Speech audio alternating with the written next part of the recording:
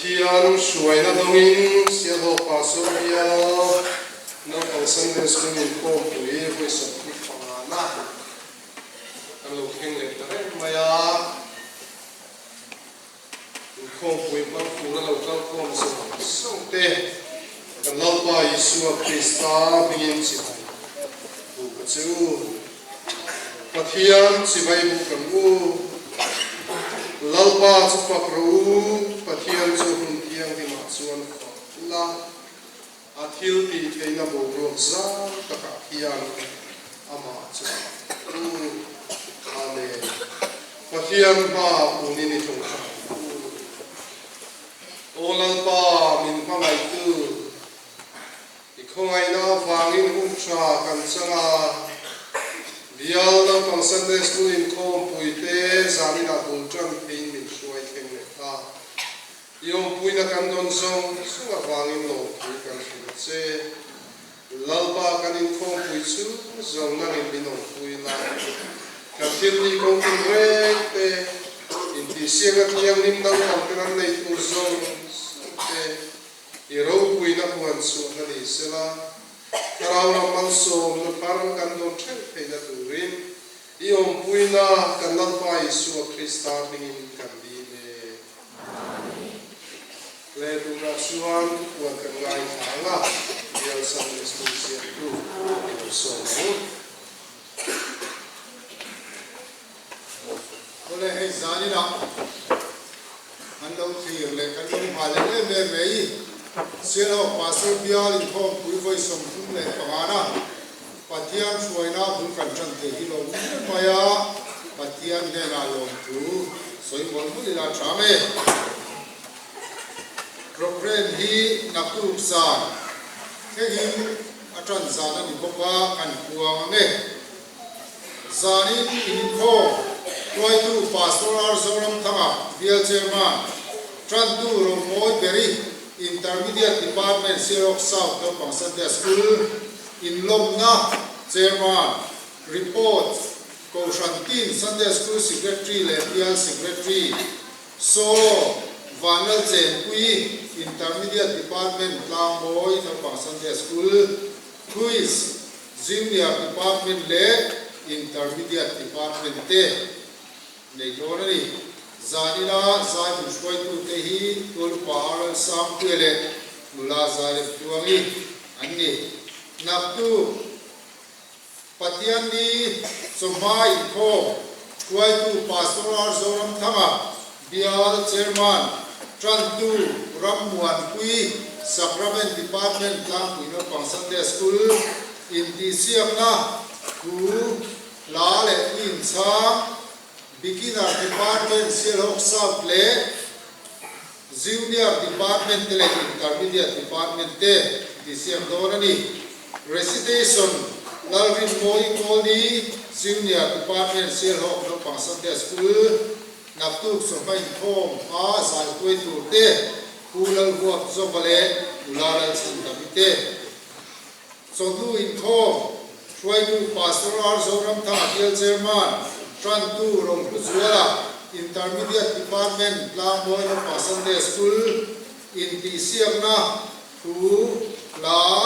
twin sang le quiz primary department te solo Vanal Rembuati junior department Sirok South no Sunday School so twin koma zai koi tu te kumal som ki male dula zai tuani naktu za Pathian ni za in khom khoi tu pastoral zoram thanga bial chairman tran tu tilal chan chui sacrament department Sirok no Sunday School solo lalpek sanga intermediate department Lam Pui no Sunday School result kuan and tu te trongin putsa ngai thanga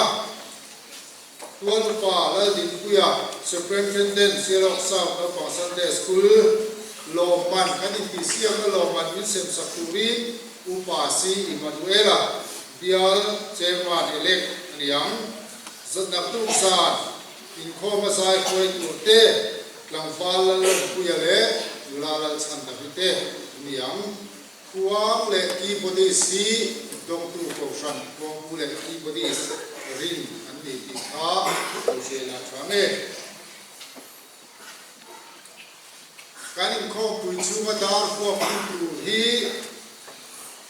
ei zani na chon kan mam tran kha la dar le chan ke a dar khat na ria dar sari kan trana pathian ni chuma hian dar wale chan ve dar khat na arianga dar so ma kan trana ma chon du in ko dar khata dar khat na rianga dar khat le chan ve tran tu ani do nei tin kan ko pui chu hian tholom foi di kan la ko ma pathian ni chuma le pathian ni sana la ko manianga pathian ni chuma hi bial kuala dianga pathian ni san tholom hi dong tu ko san kual ani yang zanina quiz kan ti siam na quiz master tu te junior department rural curriculum intermediate department kan fala in kola ani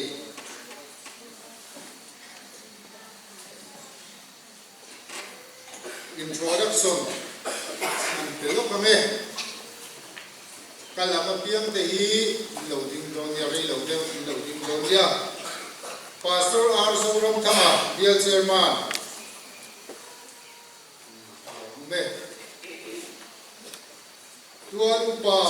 laldin puya assistant secretary me upa upima treasurer and dia upa te upa sa pu maral te dia in corporate secretary senior me upa lom sama treasurer me chuan te hi upa keler in thara Sunday school bia Sunday school secretary kani kan en diktu te in leadership team na an nei le ila kan convener alodin non le sila thave walu pala din puya me puwe flaram blua sial ho koshan me pula sam puya na te sial ho sam koshan me lamvala lom puya lam pui koshan me lamvala siat kima lam boy koshan me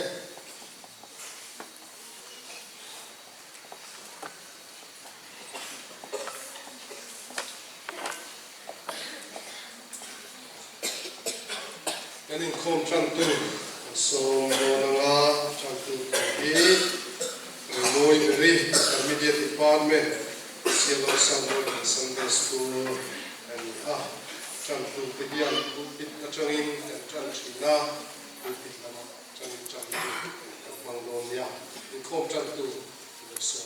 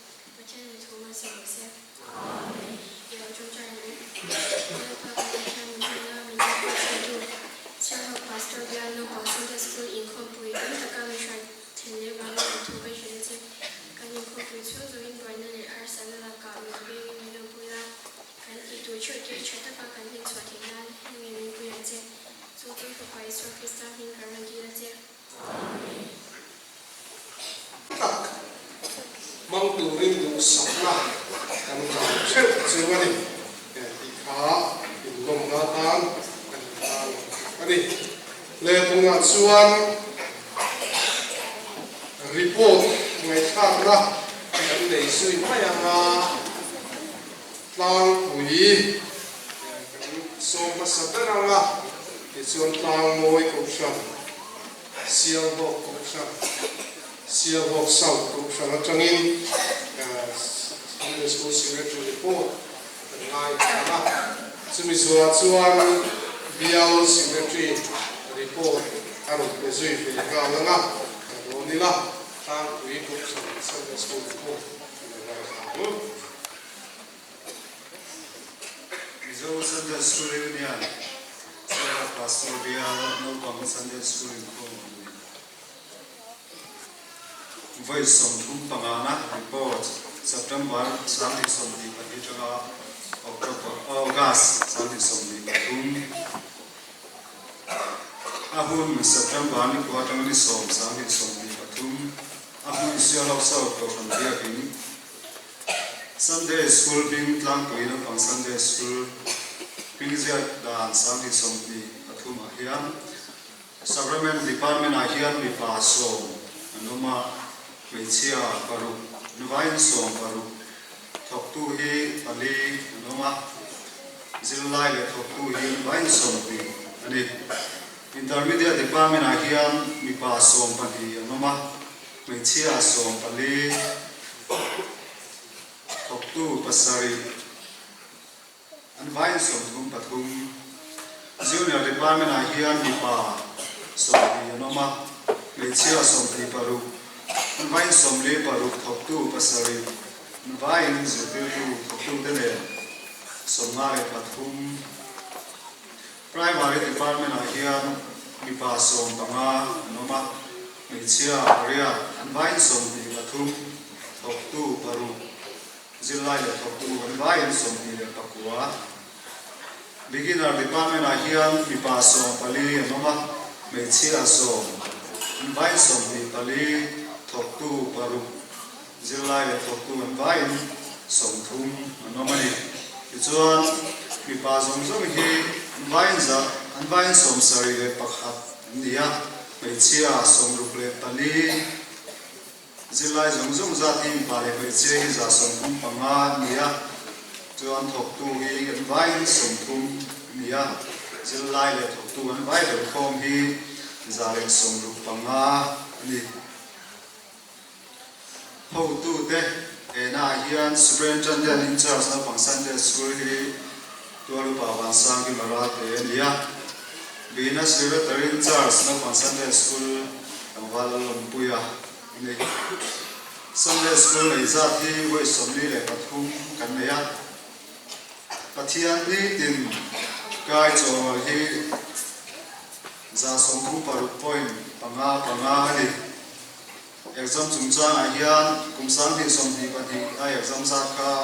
mi za som paria kandia honor za thi mi som le paria kanni tholom chungchang ena tholom songzong hi cheng sing ru sang kha za thum som ma le pasari sing ru sang kha za thum som ma pasari ania athian ni tin tholom chorwal hi cheng sang kha za thum som thum pathum le Besa somlia le ali di pathian ni tin mi pakhat tho chorwa hi cheng ria le besa somlia pathum to kani chai le ban zile zin kombo na in thei them nei thei chuan in nei dan tan pui soi ni se na no bang chu hin kho hi kan nei theya na zute bible chang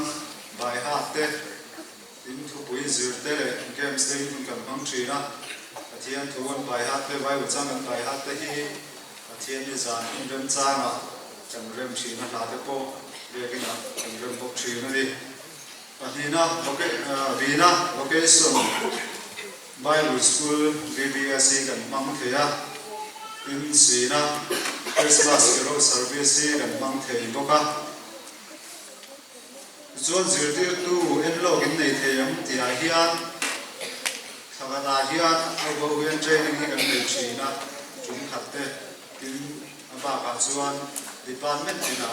zilai lo ma hi kan nei thing bok ani zirtir tu ten thathun dan zir theyam ti hian kan zir theya MSSU choi moina dongza na zalora medal tia hian mi pati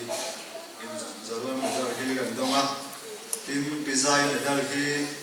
mi pangai kan bokani special medal hi dong kan lo thum mani chuan Sunday school ba garong bona dangin ne yem ne chuan soi ni se tia hian bona dang man soi du kha kan nei lem lo ani a song kha kan ko the su ni sala trange ko pe tu lalom kuya ni na sia train cha so bang Sunday school Nizok Sunday school yung yan sia ng pastor dia ng pang Sunday school ng ko boy samthum pangana ko September sang di pa tra ba sang di patung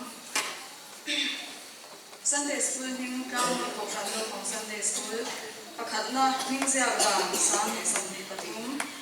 Sacrament department ni pa patung nei sia kali ba pasari thoktu patni thoktu le zirlai sang kwa intermediate ni pa kali nei sia patung ambaran pasari thoktu pathum thoktu le zirlai sang so junior department mi pa pali nei sia paru ambaran so thoktu pali thoktu le zirlai pang so pali primary mi pa so nei sia pasari ambaran so pasari thoktu pathum zirlai pang le thoktu ambaran so ni beginner department ni pa pali ni sia pakhat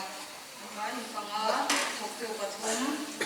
zirlai le thoktu zong patria chuan ni pa zong zirlai ni pa zong som ni panga ni sia som ni paru ambai in som ni le paru thoktu zong som panga zirlai lo pang le thoktu zong som pakhat Tanhina hutute ena Spring Vendel Insars no pang Sunday school kwa lupa itzer tuwa nga Dina Secretary Insars no pang Sunday school itzer tanthani Pathumna Sunday school neza boy somli kali Pathian tingka jawwa zat boy somli kasari Pangana exam chungchang ena Sang ni somli kali exam za somli kali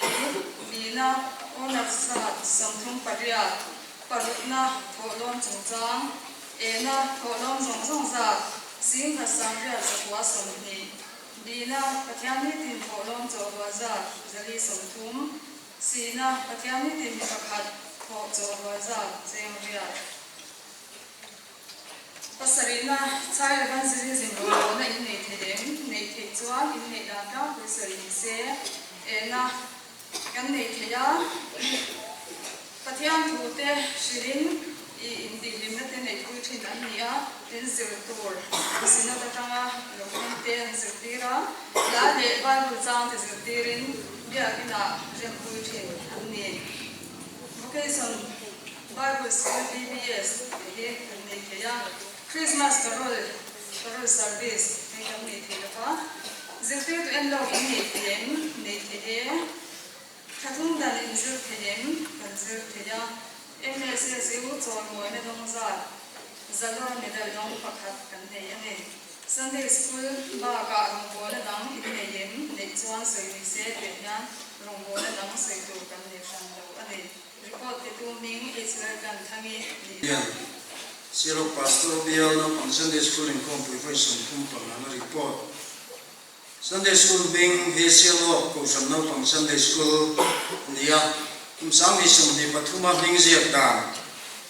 Sacrament department mi pa pathum me chia pakwa vai in so ni ne thok tu panga men thok tu le zir tu he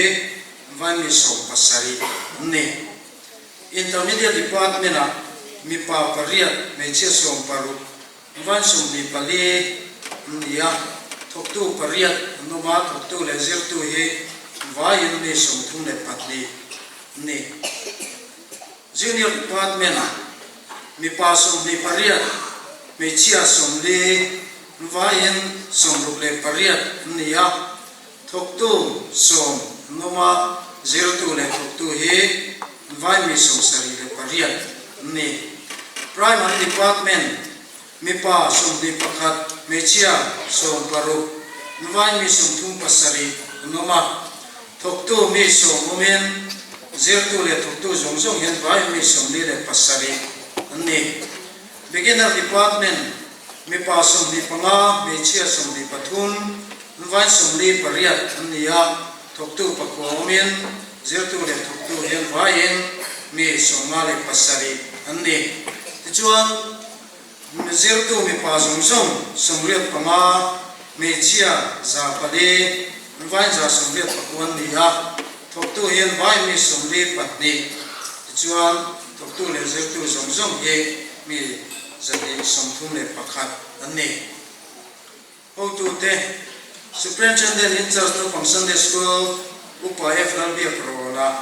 secretary in charge no Sunday school pula ro ko ni Sunday school nei za ti voi som le pakhat ne ya pathian ni tin kai choro za the mi zan ni paruk le point bial pakwa ani kumsam ni som ni pania exam mi za som pasari noma honor za the mi som sari le pathum ani tholom chungcha tholom song song za the cheng singriat sangriat za som ni pasari ani ya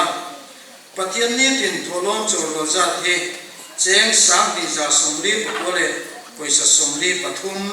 nia pathian ni tin nami pakhat tho choro za the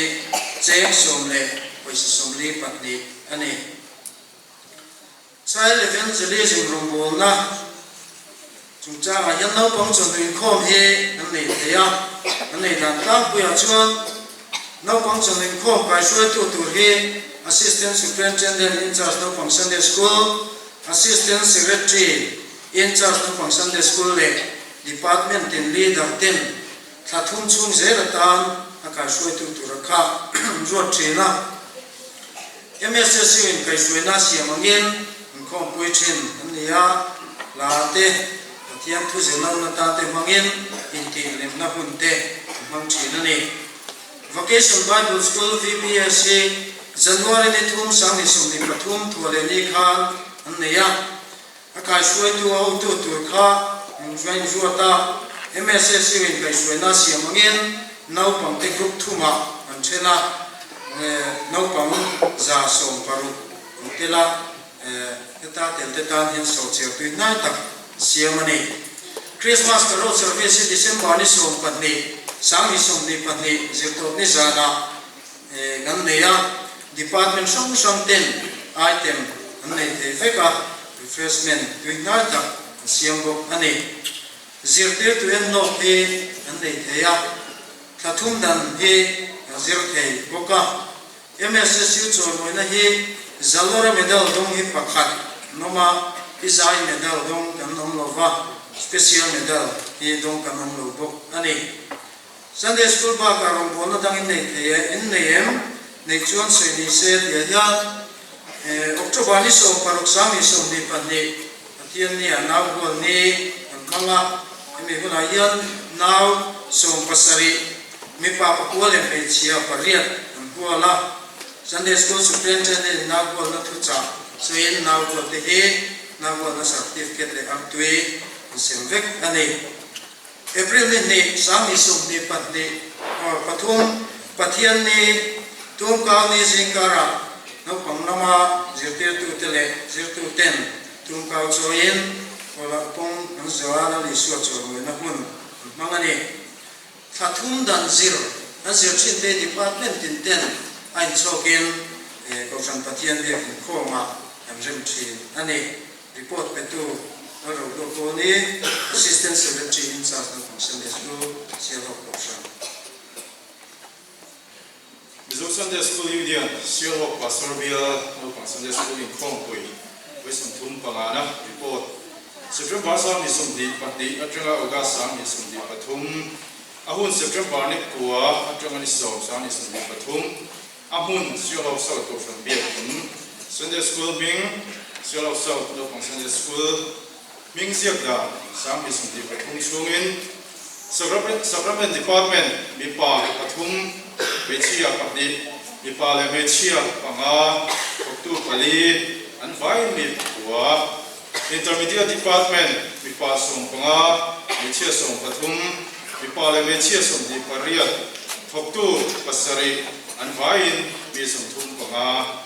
junior department mi pa som pasari me chia som paru mi pa le me chia som thum pathum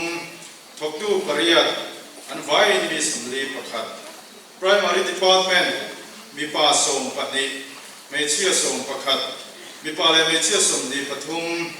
thok tu pariat an vai mi som thum pakhat beginners department mi pa som pakua me chia pariat mi pa le me chia som di thok tu paru an vai mi som di paru de chuan an vai bel kom hi mi pa som nga pakua me chia som nga mi pa le me chia za pakua thok tu zong zong som thum pathum an vai hian hi za som di patni ani ho tu te na superintendent in charge no Sunday school hi tolu pa la din puya ani ya bina secretary in charge no Sunday school hi ulal chan da makol ni ani Sunday school nei zat hi hoisuli pakhat ani pathian ni tin kai chorwal voi mi za som thum exam chungchang ena chang ni som di pani exam zat mi za pani honor zat mi sumni panga tholom chungchang ena tholom chungchang zat jem singa sangret za sum thum pariat bina pathian ni tin tholom chorwal zat jem sang khajali le som pariat sina pathian ni tin mi pakhat tho chorwal zat jem som le sum thua Jadi fasilis yang kumpul in nei them nei thei chuan in nei dan ta pui soi ni se ti he ena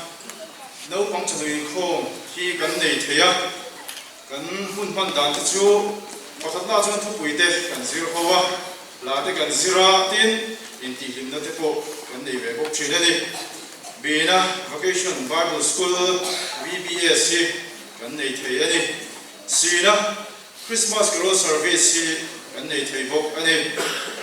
zirtir tu en lok in nei them ti he kan nei thei ani thathum dan zir in zir them ti he kan zir theya MSSU choi moina dongza hem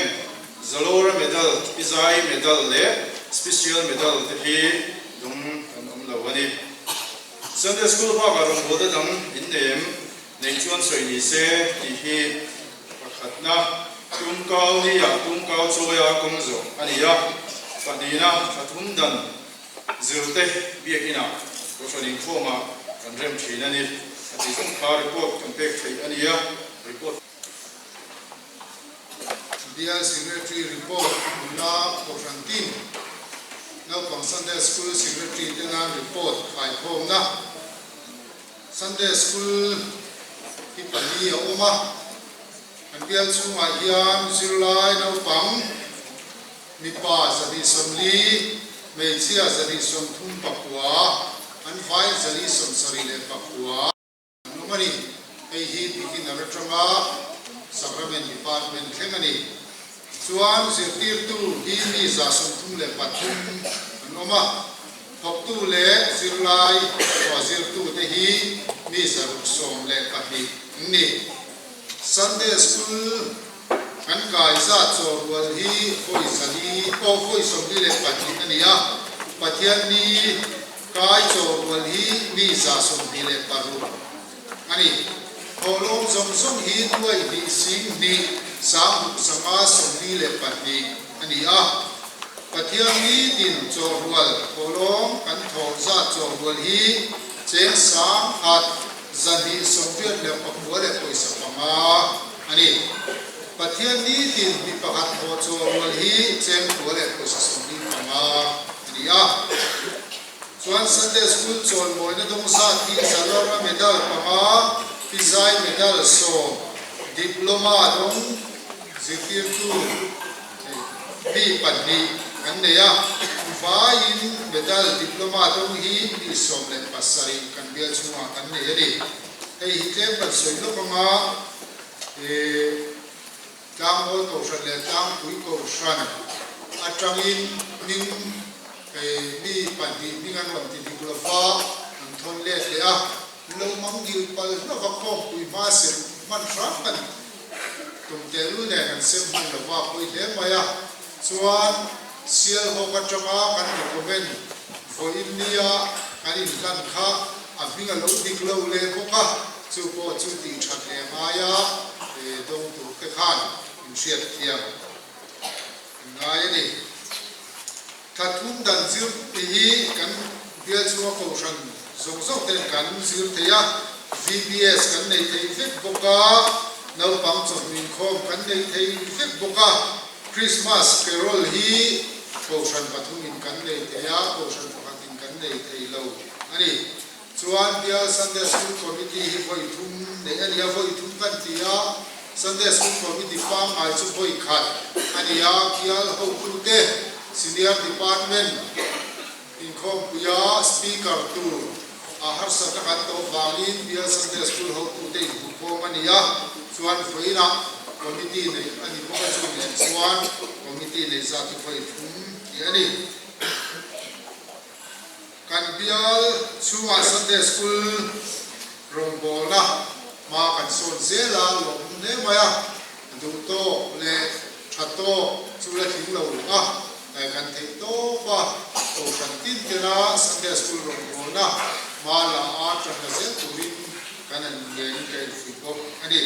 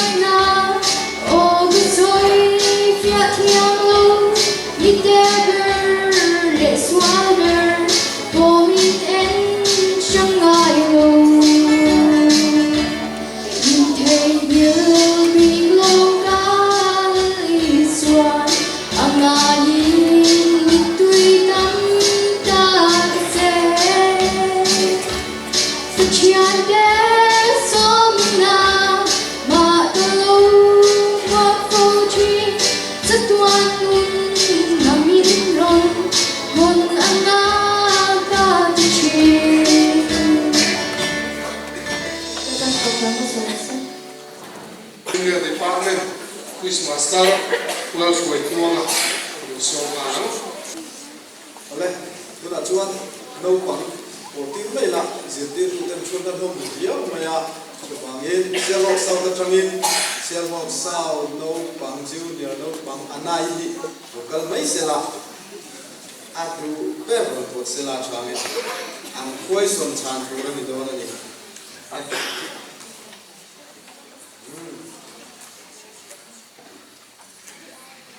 si sialok sau tin khoi son number si ziak ve lo kame ka buai palam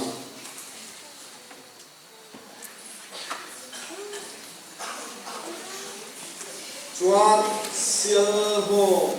tlang moi lam tang khan pakhat local ve sela change tlang moi lam tang khan chung nem lo pang pakhat to ne ko har vai chuan tuar do na nya di tlang moi kha di ani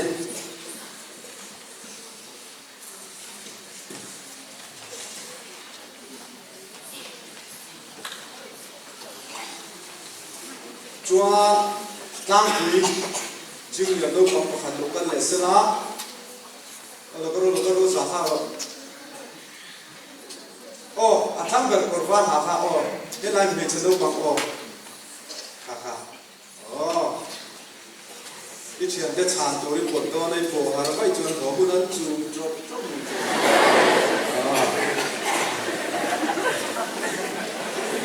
e tlang kui e ang chang na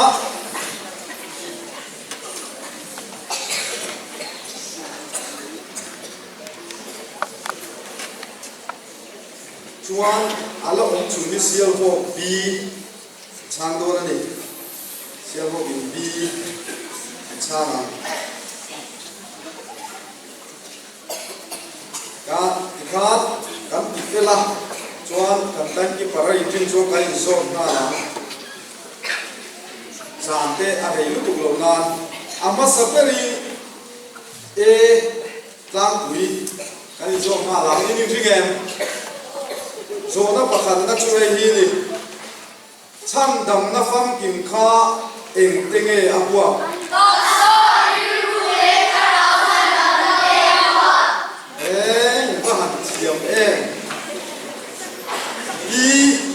sialo kan ri ke mo sialo ka i suan en tinge min chan dam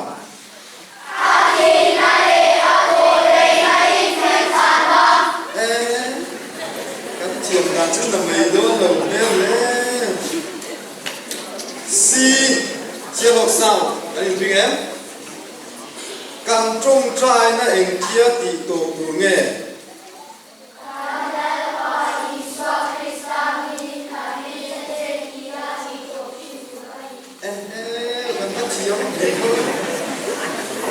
kan đấy thì sao biết mình lo mình lấy số mình đúng nè đi tang ngồi đâu khoảng tên đi ruo cả nan mi thì hí khơi ra mặt chén sôi nó nghe mo thì cái gì quỳ đi hi chúa tlang moi kan nung zot liam in ring le em Jordan lui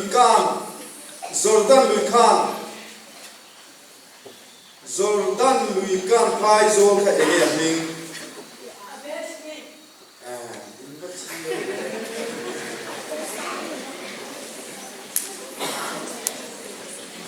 si sialok sau din ring em Jerusalem lal kha nge nằm tầm trung cuối chiều các anh nhìn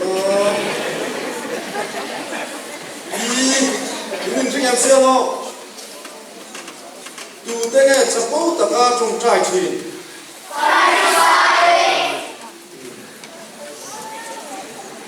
thì lệ làm quý các anh nhìn mò tu chung mà nghe lal pa thảo lối thuyền số nó cắt chiều số ma cho mình sao rồi số ma có phải bên cùng đi chiều này đó rồi ốm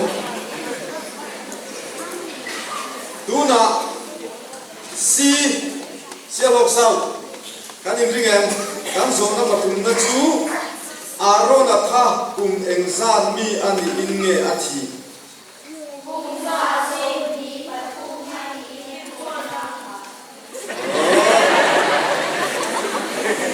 in chan thiam lu tu ki pi sial ho kan in ringen zo suwa tha eng zat ani in nge athi za so ati kane e tam pui zo na patum na ai gupta an chua sana changa eng zat nge kal den pu kan man sorry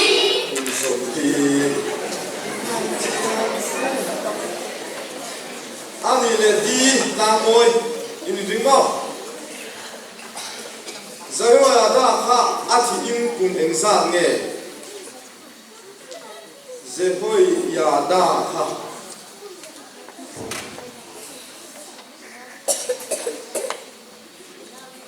tai ma zo mi an shelo ta ta za som ani ina thien apa koi ma se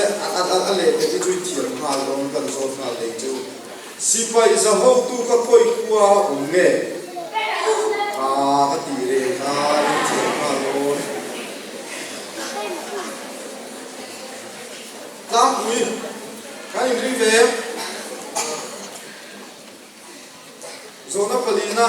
mấy cái sẽ để cả khá khôi khô lăng nghe đi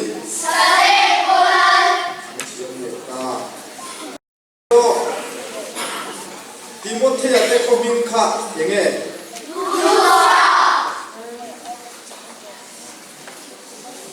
Selok sang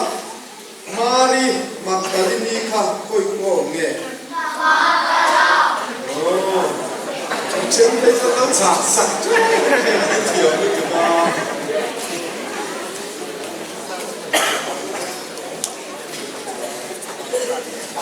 Selok in so na pangana Lazarus min mong si ai nge Patianin acan kui lam kui in zona pangana chu zadoka mingong zia nge Eltina zadoka kinni le lam moi kai ringa zona pangana Nicodemo mingong zia nge ang thiam tam ni he lu Sialok sao zona pangana Timothy mingom senge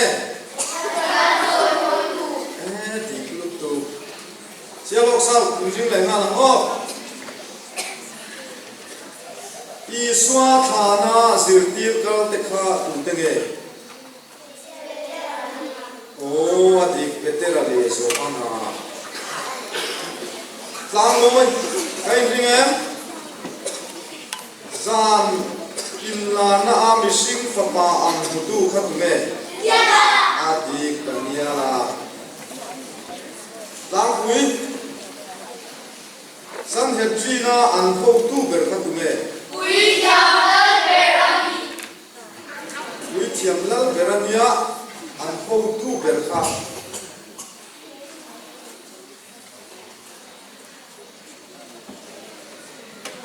Hello me. We thiam chan kan pe lok nei. We thiam lal ber kha nia ma se win kha nei ya. Oh ha ta chu ma pa ngai pe o. Ngai fa ani. Chuan Sialo zona panuna Pila ta khan Isu aya tume achuka arada han so na paru kanin so cheu toa so na so komong koi so siam tel lawa so na kam chang ma ni so na ko kha kan chang mial mial mai do na ni tuna sial ho khaloin ring vele ngaula so na pasari na Isu kha en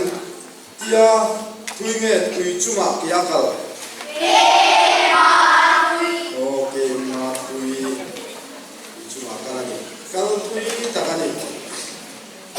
lang với cầu rằng mấy chia khác cùng em ra chú nghề à chia phụ cùng số bản đi chú rồi biết là vì là chia phụ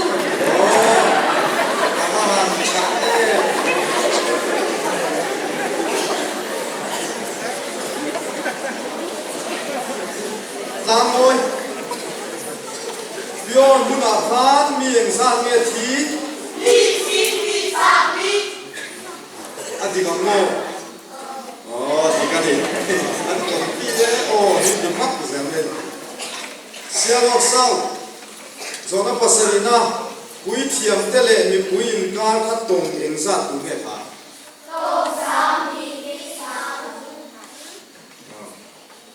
sáng thì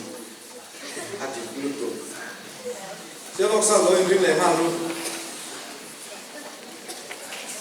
anh đi đầu tam ngôi đặt tiền tam ngôi sẽ thấy mình rồi được chả thế rồi nó bari na lâu lu sual đeo khát tụ nghe sual đeo khát cái suy trang chứ một ôi sẽ lâu mò athali lâu lu sual đeo khát mò xe lọc sau anh đi em sia zona pariana kum sari mi lek lalata na annem he khatume ati wasa lang pui kanim ringem mai pot tu kana pot thiam ani khai ma o pui thiam ro pui ber tume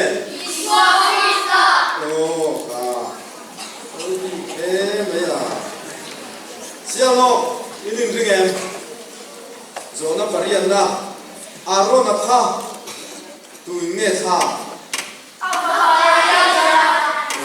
ti ka papai na la ku bo zona pakwana tha kha khoi ruwa ding tu nge ati ai salon roma Yesu amo sialo Josuan Israel kha khoi kwa nge apo kho sialo ko kan second kwa dikna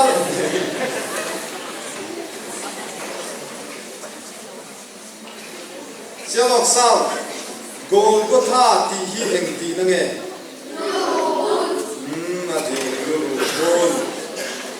lang ngôi gieo safat aten ne na an chang nuwa khoya nge atum ko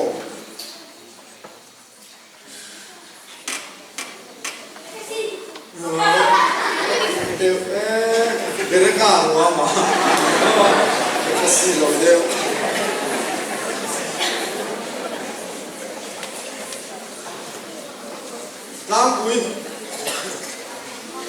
lang pui en rimo atong perso na in thiam chuan ba khat lai ni do na in thiam lo chuan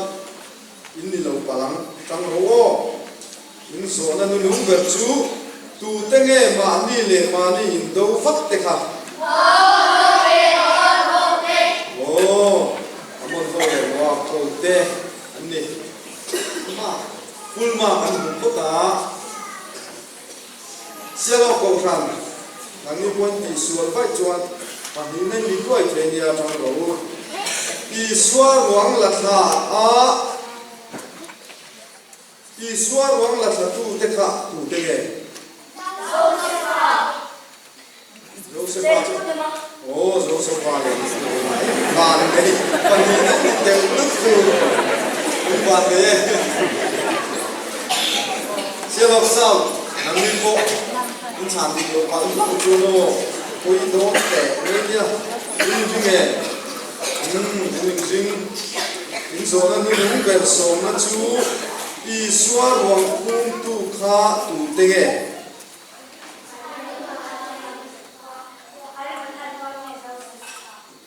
chok mo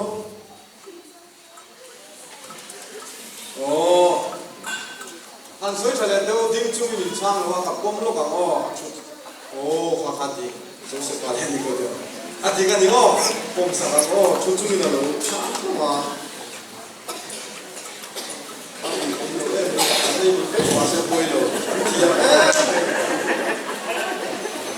lang ngồi ini juga nanti kau cantik juga karena kau ini cowok kayak cái những ngô in số ta nên nung về chú Lazarus pharaoh nụ tê khát nụ tê nghe thà in thiềng xía thao khát đi xong hà siêu siêu nhiều đi xem cái số cái chuyện này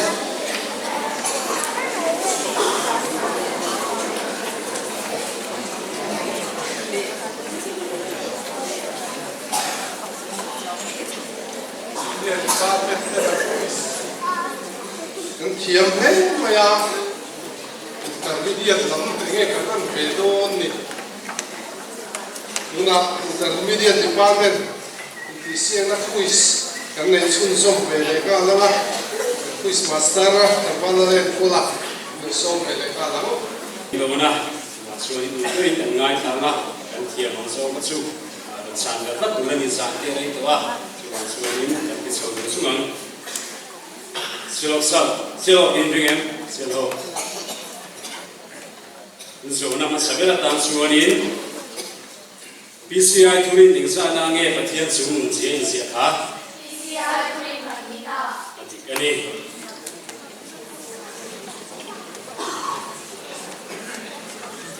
Bina, lamoi, indring em. Biar ini milim tar ringai lo ka im tau sang nge tha. Siap chat program. Thì cái này xí na đang quý Bible hiền san xem những sự tiêu là thiếu đám những sự tiêu cũng phải nghe khá thì cái này siêu sao như em PCI twin Palina in machine in Patiana and na so ite kai nghe khá cái này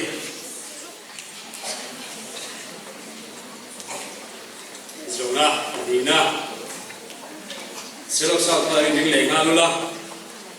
cái bữa trước mà mình bán thì bây giờ soi na cái nghe cả thì cái này làm quý cần bao nhiêu là nhà này nó ruột thì các hiệp lại cho mình nghe cả thì cái này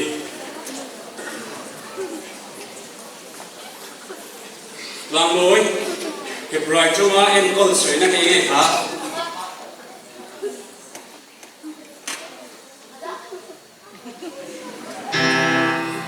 ini Abbas ini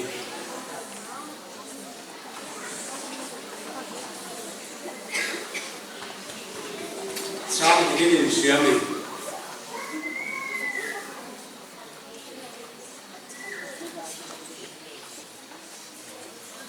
ini Abbas nani pada hari ini ikut siapa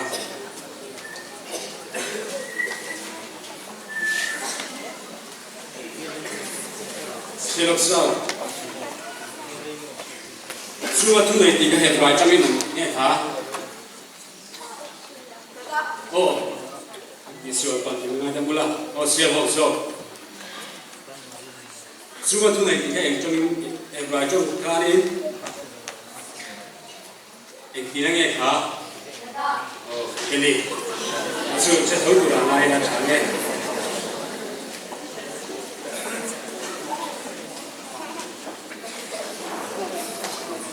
so na patuna sialo kuning em mesok katami ati enge om sia kha digani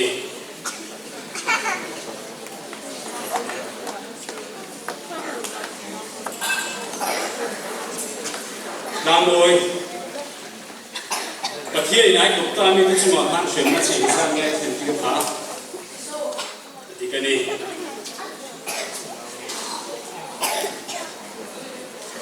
Sina ta quý pathia ni thì có trai ni sinh cái số tan sai phal tha đi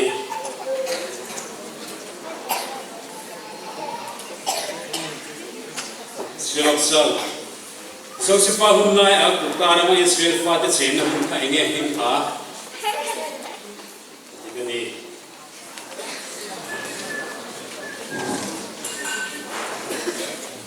Zona kanina.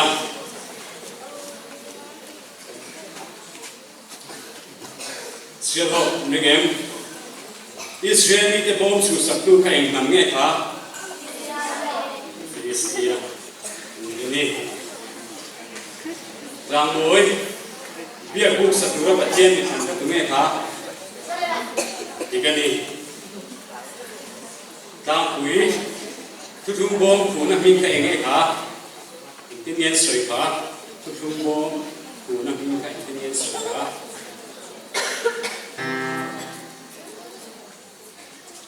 Rồi ngô Rằng này nó chụt phá Ini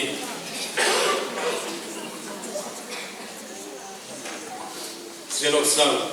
machine tak sale kau santai kintu ketungai kah? Machine tak sale kau santai kintu ketungai kah? Olah ni, kat ni, ansona penganatan, selok sal beri ning hari lah. Upatso, pasen anu le pahing ketungai kah? Upaso pasen nule pahing Jiang sao yang saya no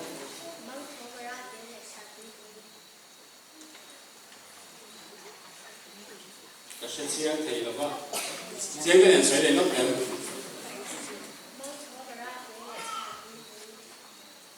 Iklau lat mai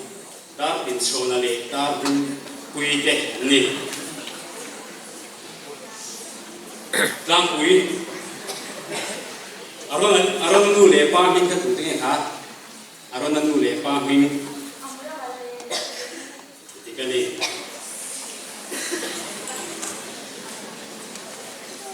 Lang Môi Re ke pa min ka tu me Tikali Selho Usala pa min ka tu me ha Siapa usahawan pahing ketungai kah? Oh, saya pak ni.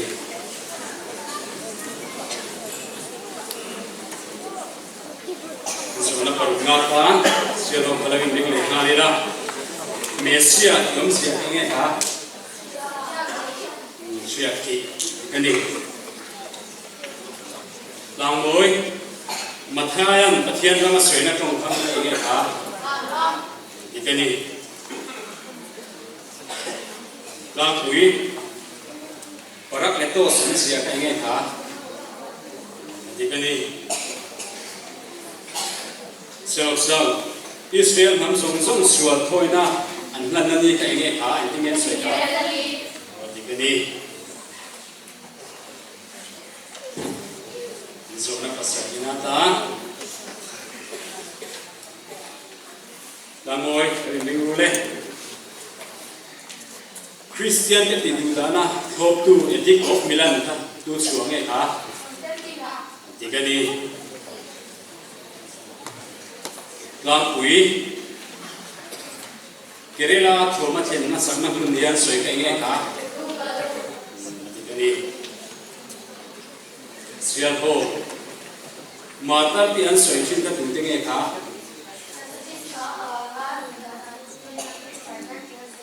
Tikani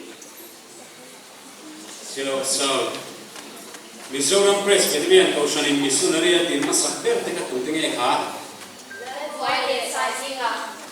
Tikani daw poel sansinga Tianni Zona pariat na Silo Imuna Ektik kumange Beng kuai hauten merengin sister kan la ko kha Ikani Sampai serius Ikani Lang Môi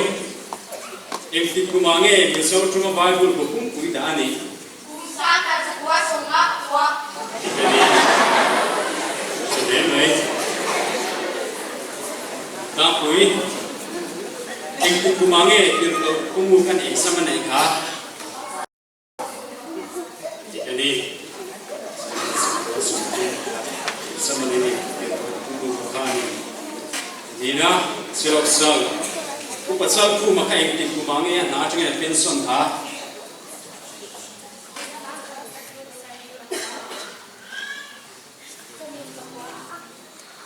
Lat mai sang khasawa sunsari paru kanin ajang kana pensionani zona pakuana doktre pani tanglu nangor dingem Londona kupasna le khazina ka tunge kha oh dikani sa karbat Lewis ni rahanin pasina kanin ni sira ni London kan silok sal Oktober ni dia sang ka sakwa sumna paliya kan upasal du na kha ing to sanu pata ni ne kha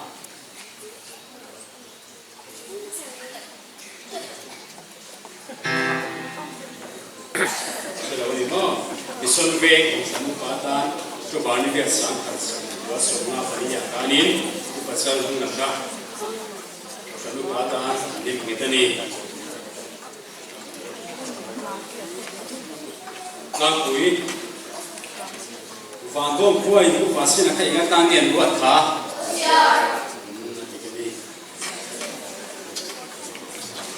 Selho, sentian atau nama seber kapu yang ini jentah. Karena di mana ni?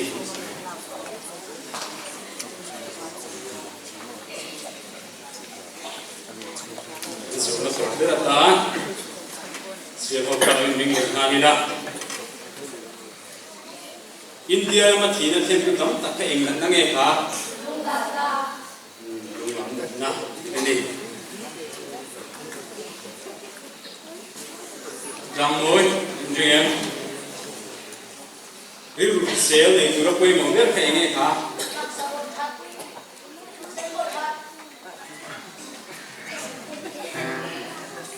Kat mai pun bina ya kian kecil trong trai ini dia kecil ni kita boleh buat tu pun bina ya kian kecil trong trai kani langkui injengem Poland sekarang kodok tu tiga ini kah jadi silok sal Biasanya lah kultur pelatihan sangat dengan kah? Jadi, kami kita istilahnya kuis kesulian.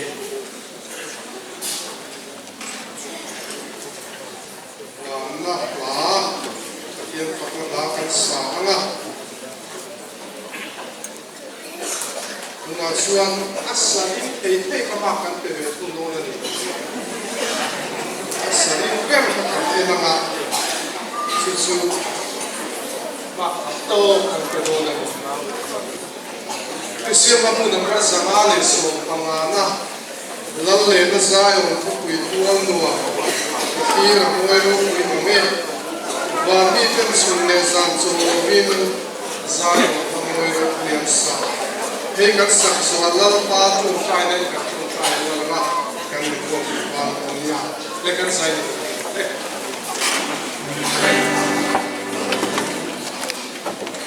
Lo,